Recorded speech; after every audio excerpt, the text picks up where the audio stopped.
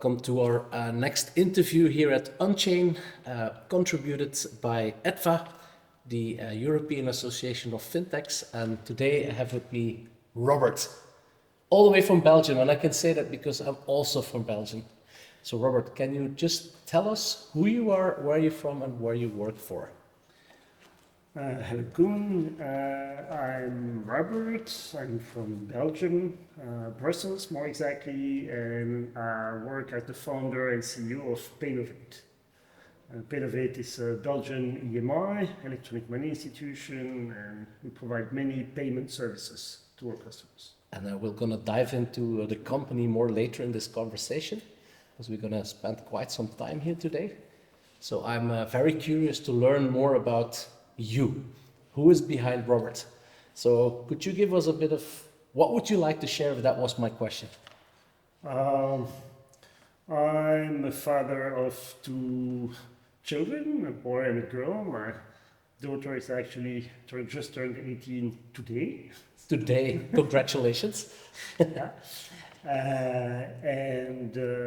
Otherwise, well, I've studied at the Brussels Free University. Studied business management and also law.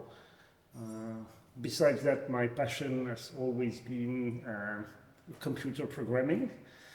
And that's why altogether computer programming, business, finance, together with legal matters, well, fintech was kind of a natural playing field for me. Mm-hmm. So it's kind of interesting that you combine those ingredients. You could almost say that that makes you like a generalist, and a generalist is a general manager. Well, or not? Yes, especially in the beginning, because the company I run today grew quite a lot. But the point is that I started it from scratch, very first person working for it. So in the beginning, it was very helpful to be able to manage more or less all the activities of the companies, or the company. Well, that helped in the beginning. Afterwards, it's less. And today, if you would reflect on yourself, do you see yourself more as a manager, a coder, or a legal person? I would be happy not to be a coder anymore. But it happens that, well, I'm still a coder sometimes, not that often. Legal matters actually is much more interesting because I still think that my ability to really understand and manage the legal aspects of our activities is still very important today. To think about what is really possible or not, why, what is to be paid attention to. Yes, that's very important. Otherwise, I'm a manager.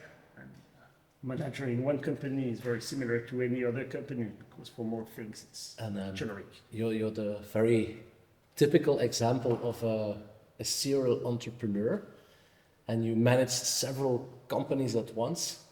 So please give us the magic sauce.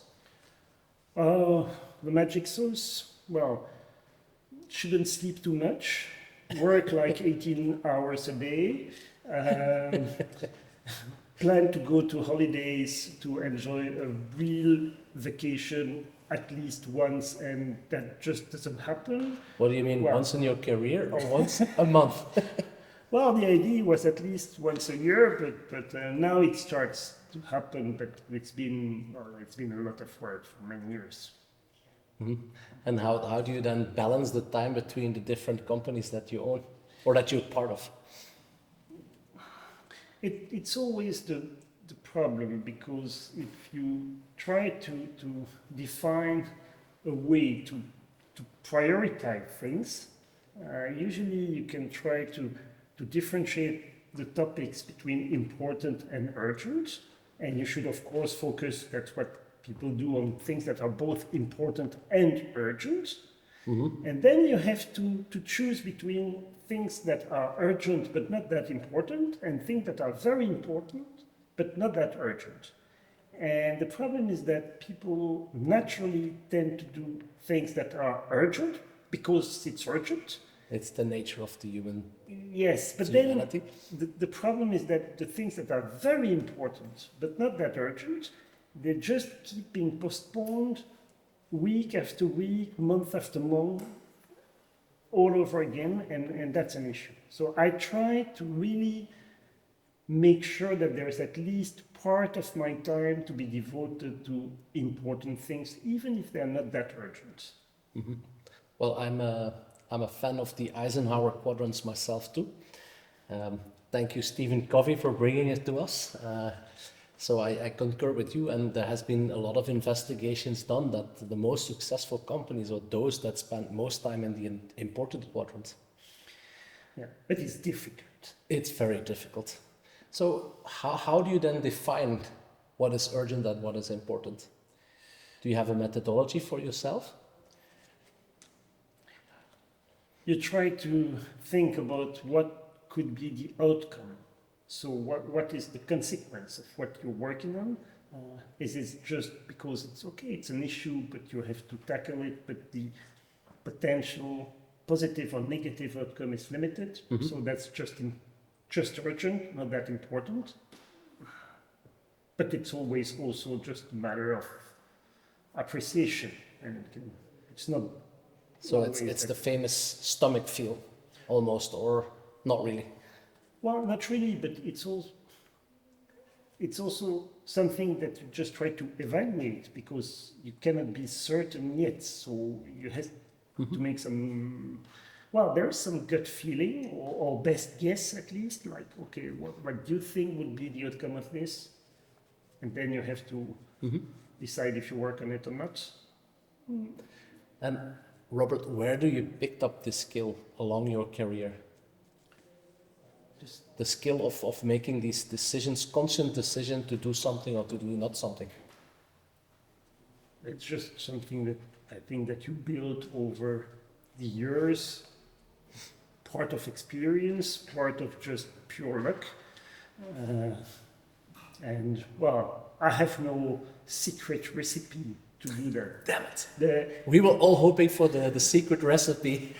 Well, the secret recipe is just to try to think about it. Just not do the urgent things just because they're urgent, without thinking about it. That's maybe the secret recipe. Okay. So there you go, audience. There's some hints to keep with you. So let's explore a little bit further on maybe finding out some tweaks that we can actually do or that we can learn from your experience. Because building up so many companies, I guess you're always at the unique situation where you also create the business culture of that company. Is that also a conscious thing that you think about when building a company, that you think about the culture of the company? From my part, no. At least not at the beginning. It was, well, just things that you do and then you just hire people or coach people or manage people more or less according to your own values. And for me, it wasn't a conscious topic. I mean, I was just doing it on a day-by-day basis. Okay. But it happened recently that when you have more managers, at some point you start maybe to realize that some things are not managed the way you would like them to be managed.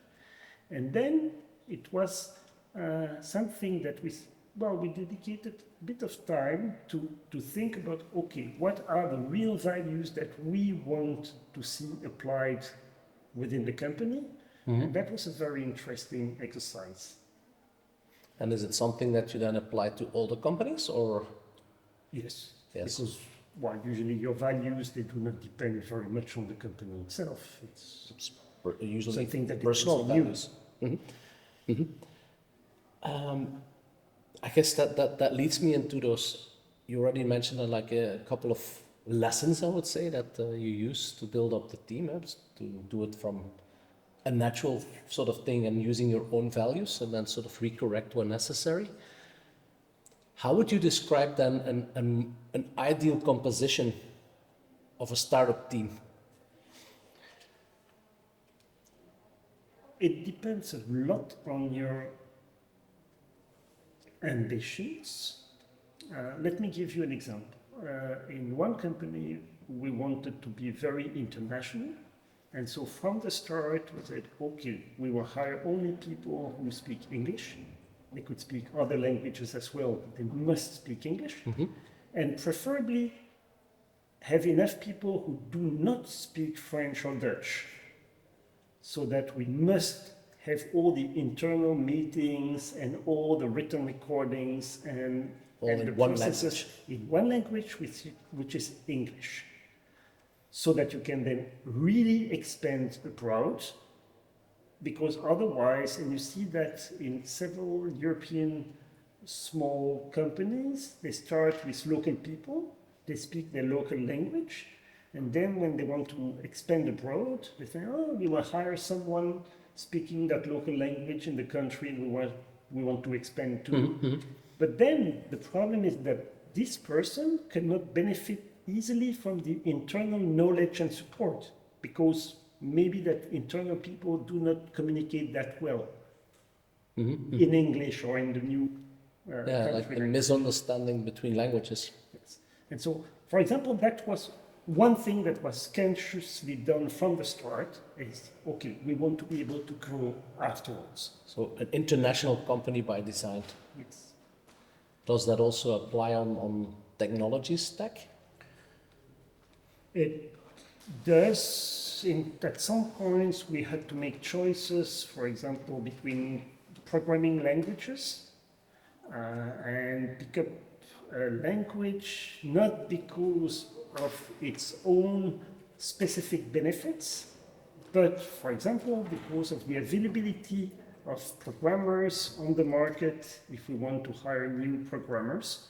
So, yes, that's something that also counts. For me, it was less important. Does, if you talk about these ingredients, does the legal part and regulations also come in when you starting a company in terms of European legislation? How do you look at it? Legislation for recruitment or No, for building the company? Building a company, when it's international at first, do you also make that assessment that internationally it fits within the regulations? Or how do you do that? Well, in the beginning, you try to do your best. I mean, you try to do your best. You do mistakes, and you hope that those mistakes will just not kill you. And then, when you realize that something was not done as it should, then you try to work on it. Regulations, no, that wasn't taken into account as much as maybe we should have done it. But I mean, we started in Belgium, and so we made sure about the regulations in Belgium, and then we looked for the new countries where we decided to expand. Makes sense. Because you're a serial entrepreneur, and that's probably one of the last questions that I'll ask on the more general side. You've been building several things. So how is your brain wired in terms of ideation? Because I almost must imagine that you're a type of person that sees opportunities in a lot of things. Yes, and I think that my people would tell you even too much. So a yellow type of person. The problem is not yellow and red, I think, because you also must put enough energy and push to make that things happen. The problem in my personal case is more try to focus on something instead of having enough ideas. Yes, the problem for me is the focus and not to try to do everything at once. And is this something that you got better in over time? I'm now better at recruiting people would prevent me from doing that and protect the company against them. Is that another advice, Robert? Yes, there is, two things. I think both generic things is that first, I really think, and that's something of an issue that I see in some companies, is that you must dream big enough. Because if there are things that you cannot even dream of, then it's for sure that you will never achieve it. So that's very important, because sometimes I see companies or people who are working in things and they just limit themselves without even knowing it. And that's an issue. And then the other thing is that sometimes you just decide for a goal and something you really want to achieve, and sometimes it doesn't happen and you're so frustrated, and then you realize that, oh, but actually it's much better that it didn't happen, or things that does happen, and then you realize that actually it's not exactly what you wanted to achieve. So I think that goals are usually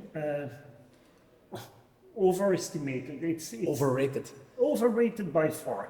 And of course, you must set goals because it's important for you to decide where you want to go, even if maybe in the end it's not the best choice. And so what's very important from my point of view is to enjoy the journey. Because if you only work for that goal that you want to achieve, it means that you do not really enjoy what you do on a daily basis. Yeah, what's the meaning of life, I guess. Yes. Yeah. Well, I would say on that bombshell, because I think that's a very important lesson for all of us, is to continue to enjoy life. I also wanted not only to focus on you as a person, but also to deep dive a little bit about Paynovate, the company. So could you tell us a bit more about what Paynovate does? Yes, so Paynovate is an EMI, an electronic money institution based in Brussels, Belgium. Paynovate is regulated by the National Bank of Belgium. We also have a license in the UK by the FCA. Paynovate provides, I would say, all kind of electronic payments to its customers. So all kinds, meaning IBAN accounts, wire transfers, currency conversion, card issuing, card acquiring, open banking services, you name it. Besides cash, I think that we provide all the payment means that can be provided. I guess that was the easy part to explain because now you left it very wide. So I'm interested also, what are the unique features? What brings you to your unique customers? The unique feature for us, or the business model we have, is quite easy to explain. There must be an added value in what you do. For us, the added value is that we provide financial services to more or less everyone, every legal activity, and which means also to people who are usually struggling a little bit to get good financial services from traditional players.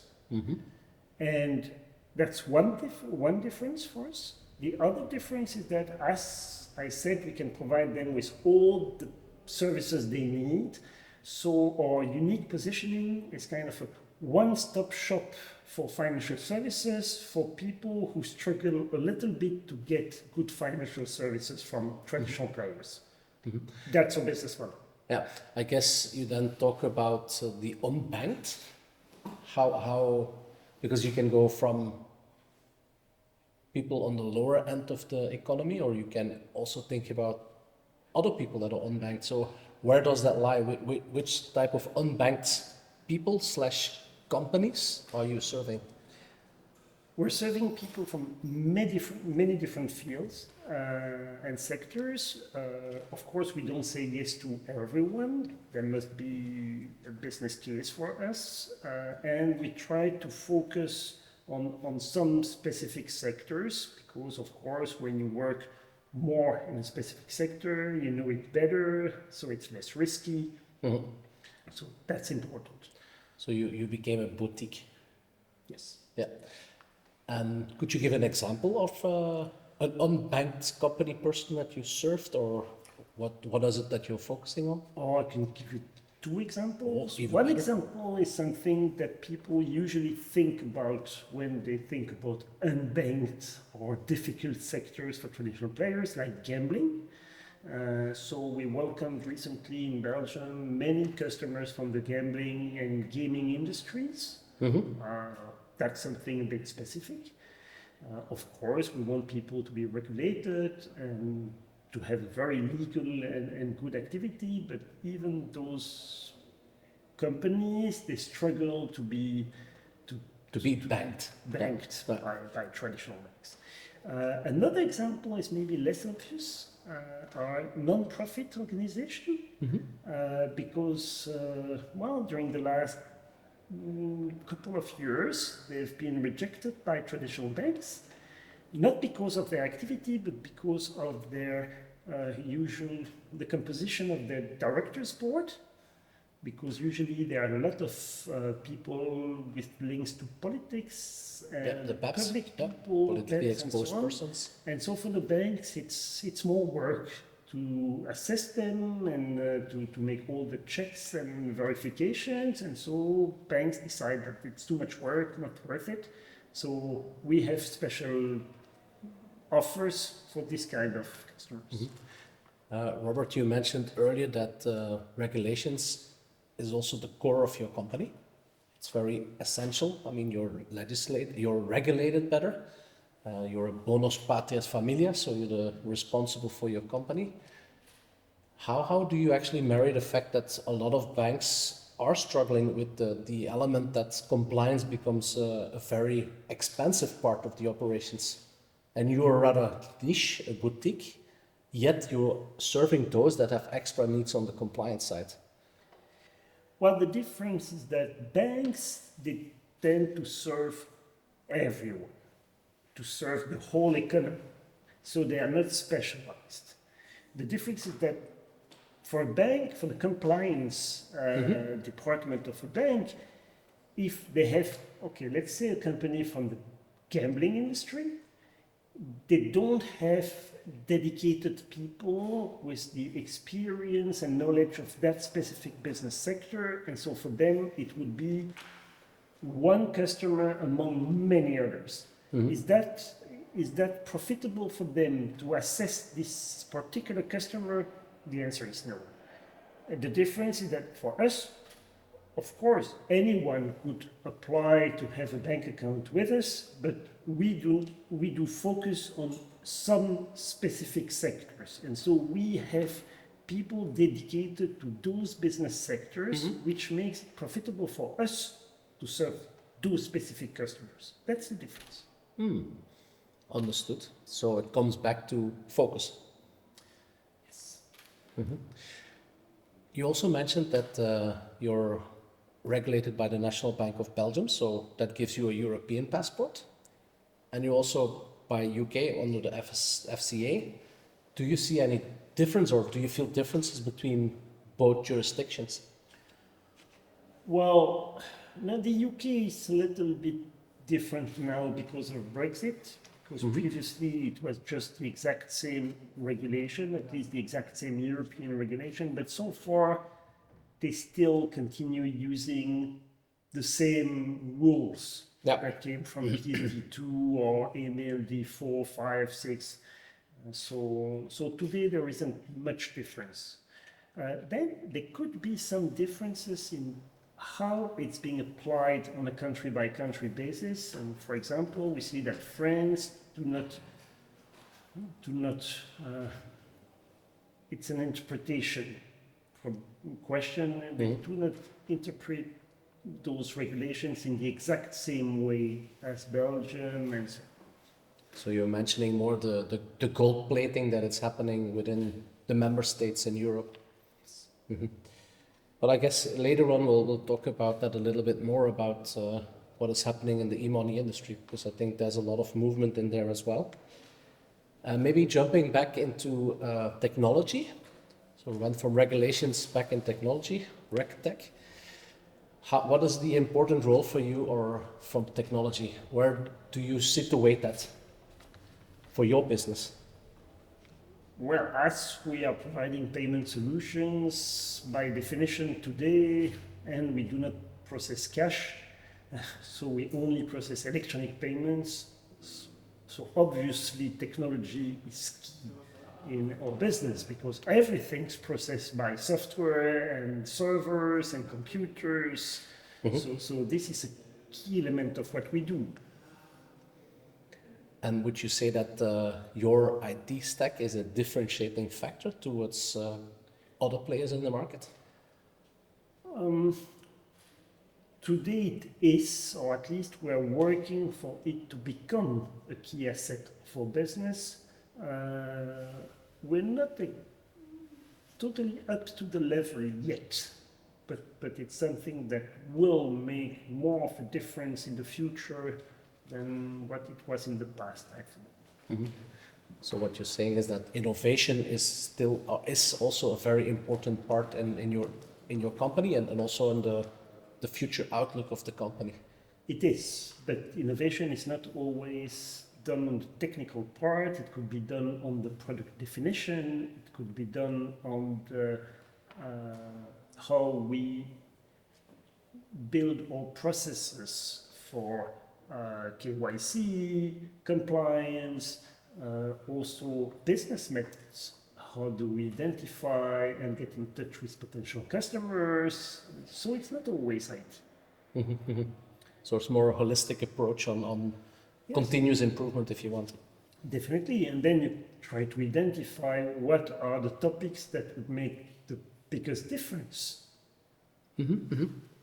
Earlier you mentioned that you could cater for a lot of different type of clients within the boutique. What would you see is then the difference between, for example, retail, e-commerce, other type of services, or how does that look like? Maybe I'll ask my question different. Those unbanked, what type of services are you providing them? It depends on the sector. For some customers, it's only IBAN accounts with wire transfers, sometimes with direct debits. For other customers, it's only card issuing. We do have quite a decent number of fintechs as well who just work with us to issue cards. Other customers are using acquiring services. In Belgium, many customers are using our payment terminals because we also distribute payment terminals.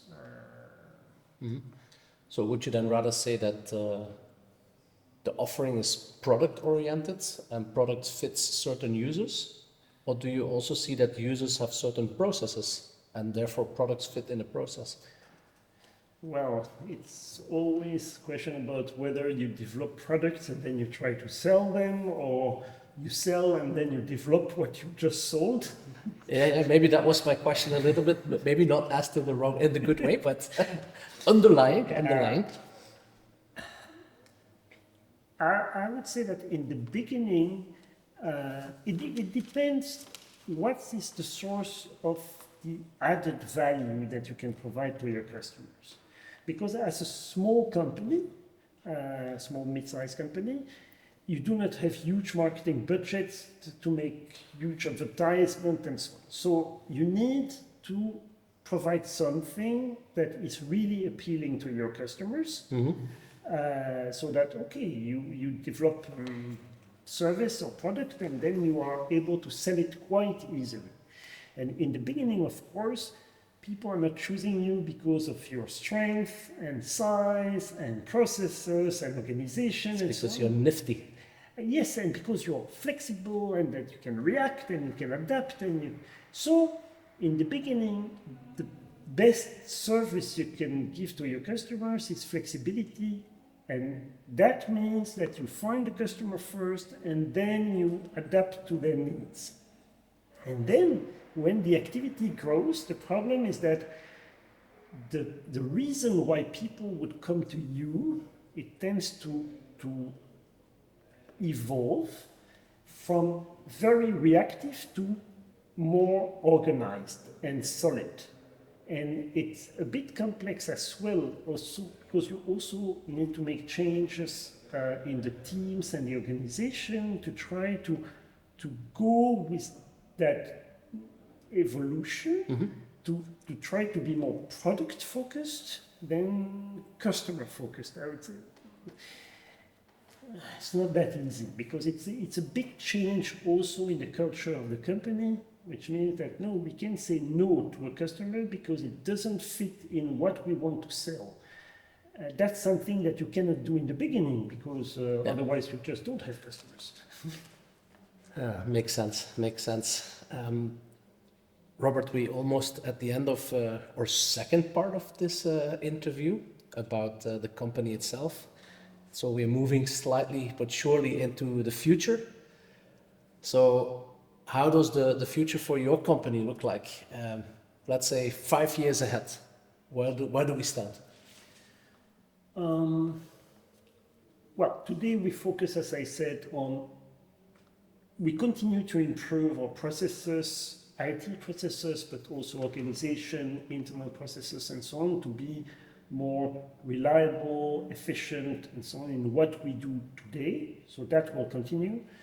And we think that our business model is valid in Europe, but it's also valid abroad. So now we're also applying for licenses in the Middle East so that we can expand there and provide more or less the same offering in new regions.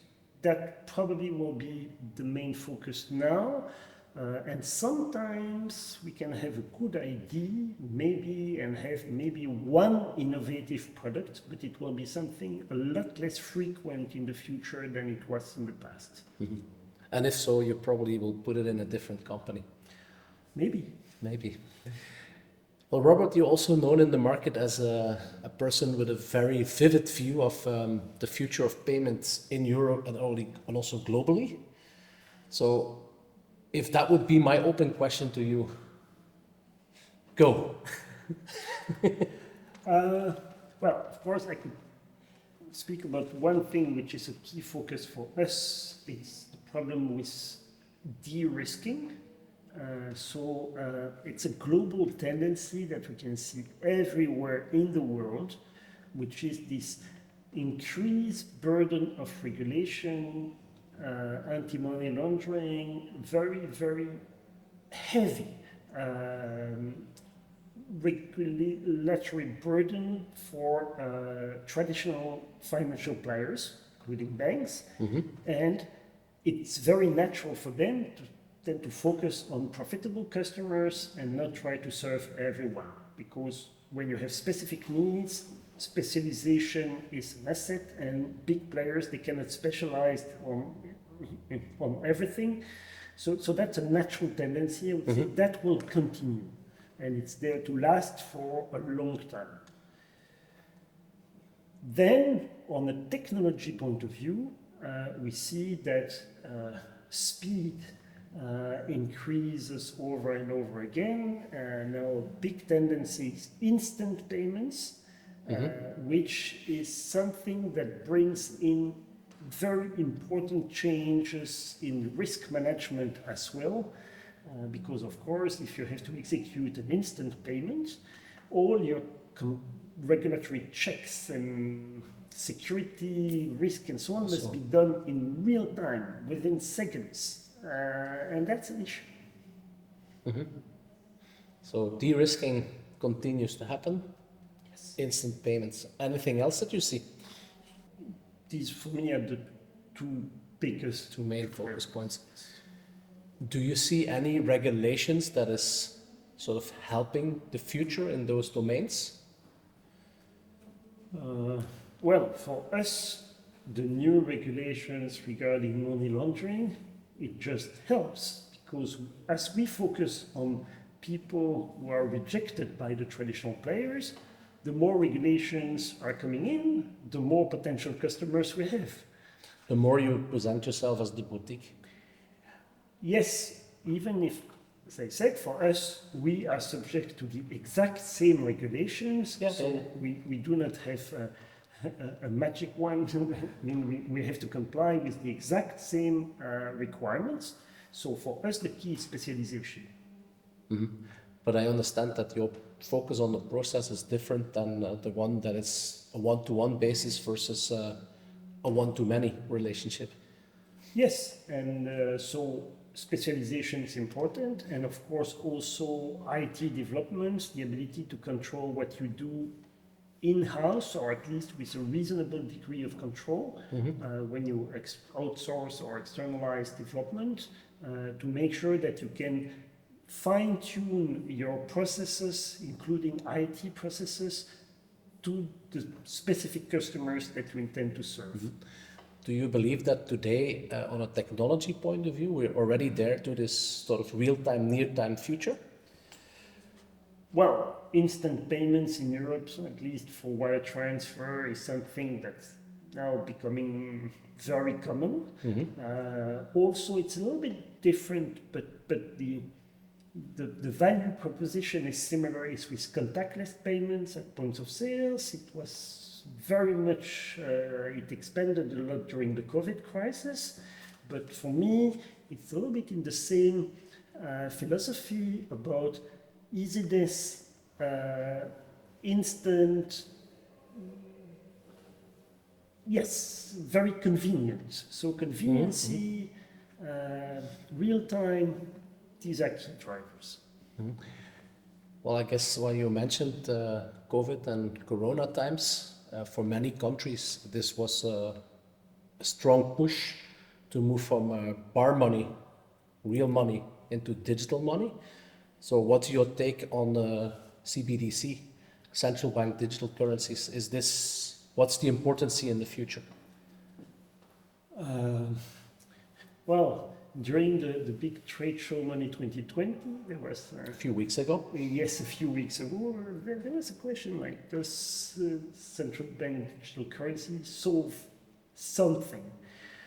For the moment, I do not really see what added value it could bring, because for me that's always the key driver. I mean, we have a very mature payment infrastructure in Europe. For example, I mean, it's quite convenient to pay Europe. If you have a bank card, you can pay easily, it doesn't take too much time. So for a new payment solution to be used, because that's the key. I mean, if it's not used, there is no point. And for people to change their habits or to embrace a new technology, they must have a good reason to do so. So for you, a lot of the innovation is triggered about the user experience and the pickup by end users. Yes, you want to force people to put energy in changing their habits and doing something new, maybe risky. If they do not see any benefit to it, will not work. No, I agree.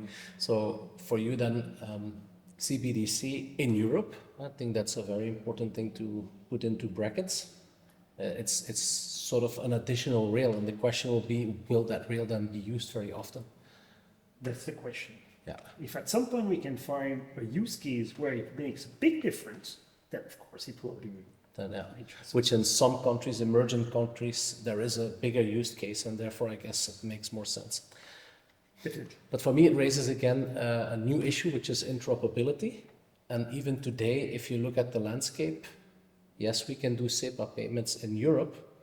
How do you see that happening on a global scale? Because payment schemes and rails are different between countries and nations and continents. Do you see something happening there as well? Well, we've seen many different initiatives to try to help with those international transfers. This is very much for us a B2B need, because usually consumers, they do not need that much to make international payments, and if they have to do so, they will do it using a credit card or something, and that works quite fine. Yeah. And for businesses, the need is much more important, and you're right in saying that at least transfers between regions, it's sometimes very problematic. For the moment, we see initiatives using stable coins, using different rails than the traditional wire transfers. There are a lot of initiatives those days around those topics. I did not see a very big trend yet, like an obvious winner, but yes. But I agree with you. Even today at the UNCHAIN festival, there is another panel dedicated to cross-border payments.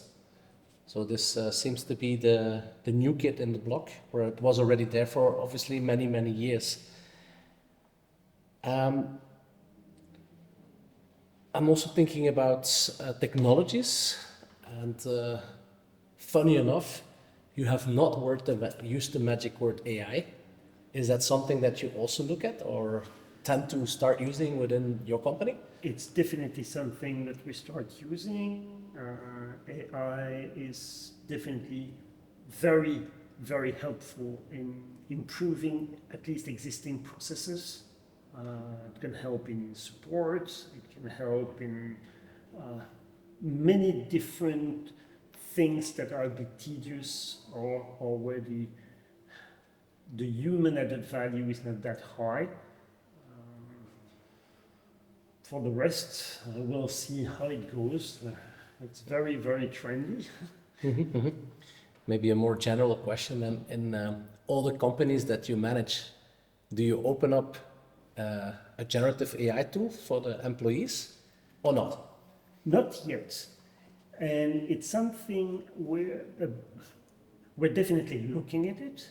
At the same time, let me give you an example of an unexpected risk that was debated during the last event at FinTech Belgium about AI, generative AI tools, because, for example, there was a tool developed by one company to manage contracts and to help employee manage contracts. But then they did not realize that, by definition, the AI tool had access to all the contracts.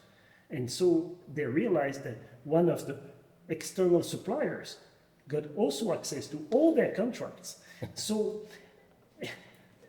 I mean, it's very interesting. We should probably pay enough attention as well about the potential risks that could be brought by AI and not just dig into it because that's the way to go. But that's somehow the case with all historical things that have happened, right? There was always a good and a bad side. So I think that indeed is very important for industry to sort of channel it for the right purpose and to channel it also for the right reasons.